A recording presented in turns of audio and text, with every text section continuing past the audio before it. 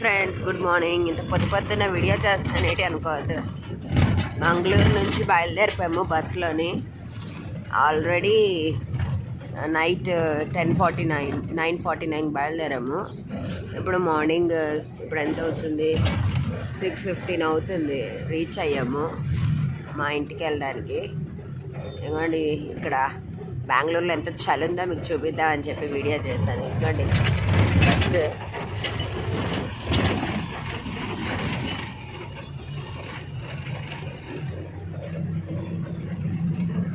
చాలా చలి ఉంది. ఫ్రెండ్స్ ఎంత ఫాగ్ ఉందో, ఎంత చలి చాలా చలిగా ఉంది. ఫైనల్లీ వచ్చేసాం ఇంటికి.